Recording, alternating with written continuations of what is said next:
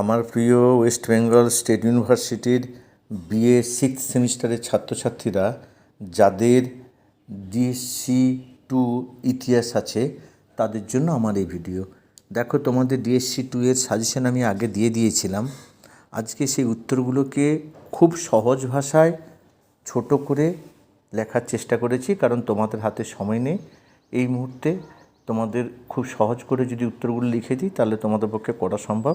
সে কথা মাথায় রেখে আমি খুব সহজ ভাষায় উত্তরগুলো করে দিয়েছি, তোমরা একবার দেখে নিতে পারো। 1 নম্বর দেখো, সামাজিক চুক্তি মতবাদ কে প্রদান করেছিলেন?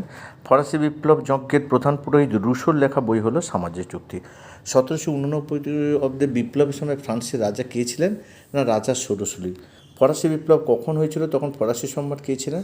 1789 খ্রিস্টাব্দে ফরাসি বিপ্লব হয়েছিল, তখন ফরাসি সম্রাট ছিলেন পূর্ববংশীয় রাজা ষোড়শী। 1789 ফরাসি বিপ্লব প্রাক্কালে ফরাসি সমাজের প্রধান বিভাজনগুলি কী ছিল? না, ফরাসি বিপ্লবের আগে ফ্রান্সের সমাজে 3টি শ্রেণী ছিল: যাজক সম্প্রদায়, অভিজাত সম্প্রদায়, তৃতীয় সম্প্রদায়।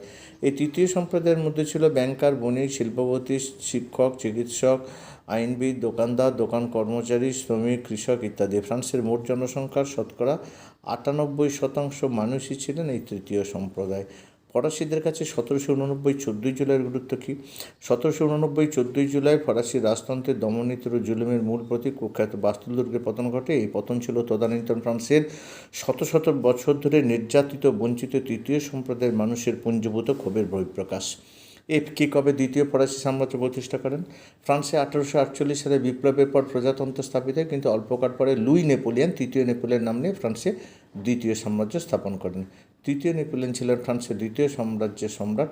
1852 খ্রিস্টাব্দে 24শে ফেব্রুয়ারি দ্বিতীয় ফরাসি সাম্রাজ্য প্রতিষ্ঠিত হয়। রোবোস্পিয়ার কে ছিলেন? রোবোস্পিয়ার ছিলেন ফ্রান্সের জ্যাকোবিন দলের নেতা এবং সন্ত্রাসের শাসনের প্রথম পরিচায়ক। তার নেতৃত্বে সন্ত্রাসের শেষ পর্বে লাল সন্ত্রাস কায়েম হয়েছিল।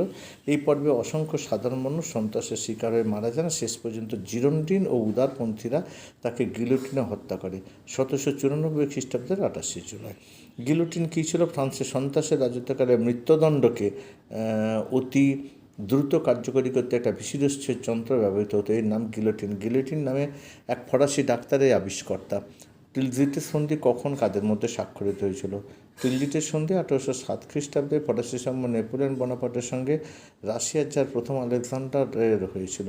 এই সন্ধির শর্ত অনুসারে রাশিয়ার জার আলেকজান্ডার নেপোলিয়নের মহাদেশীয় অবরোধ মানতে এবং ফ্রান্সকে সামরিক সাহায্য দিতে রাজি হয়েছিলেন। কে কবে ব্যাংক অফ ফ্রান্স প্রতিষ্ঠা করেছিলেন?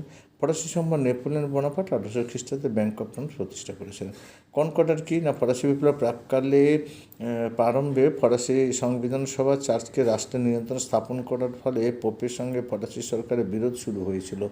নেপোলিয়ন পোপ এটা ক হয়ে গেছে, পয়কা প হবে। পোপ সপ্তম পায়াসের সঙ্গে এক চুক্তির মাধ্যমে এই বিরোধের অবসান ঘটান। এই চুক্তি কনকর্ডাট 1801 আর ধর্মমীমাংসা চুক্তি নামে পরিচিত।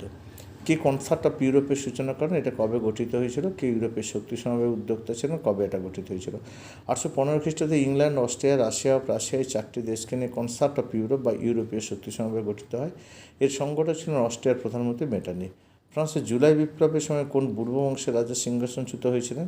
1830 খ্রিস্টাব্দে জুলাই বিপ্লবের সময় অর্লিয়েন্স বংশের লুই ফিলিপকে পদত্যাগ করতে হয়েছিল। সেডানের যুদ্ধ কবে কাদের মধ্যে হয়েছিল? 1870 খ্রিস্টাব্দে রাশিয়া ও ফ্রান্সের মধ্যে। রাশিয়া সাবতে কে কোন সময় মুক্তিদান করেন বা কে কবে রাশিয়ার ভূমিদাসদের মুক্ত করেছিলেন বা মুক্তিদাতা যার নামে কে পরিচিত? রাশিয়ার জনসংখ্যার অধিকাংশই ছিল ভূমিদাস বা সাব। অভিজাত সম্প্রদায়ের শোষণে তাদের জীবন দুর্বিষহ উঠেছিল। রুশ জার হয়েছে, এটা জির হয়ে গেছে, বর্গের যে আকার। রুশ জার দ্বিতীয় আলেকজান্ডার মুক্তির ঘোষণা দ্বারা 1861 খ্রিস্টাব্দে রাশিয়ার ভূমিদাস প্রথার উচ্ছেদ সাধন করে। উচ্ছেদ হয়ে গেছে, উচ্ছেদ হবে, সাধন করেন। পরেরটা, প্রথম বিশ্বযুদ্ধের তাৎক্ষণিক কারণ কী ছিল? 1914 খ্রিস্টাব্দে 28 জন বসনিয়ার রাজধানী সেরাজেভোতে অস্ট্রিয়ার ভাবি সম্রাট ফার্ডিনান্ড ও তার পত্নী সোফিয়া ব্ল্যাকহ্যান্ড উগ্রপন্থী গোষ্ঠীর এক আততায়ীর হাতে নিহত হলে অস্ট্রিয়া সার্বিয়াকে দায়ী করে এবং এক চরমপত্র পাঠায়। সার্বভৌমত্বের বিরোধী কিছু শর্ত সার্বিয়া মানতে অস্বীকৃত হলে অস্ট্রিয়া সার্বিয়াকে আক্রমণ করে।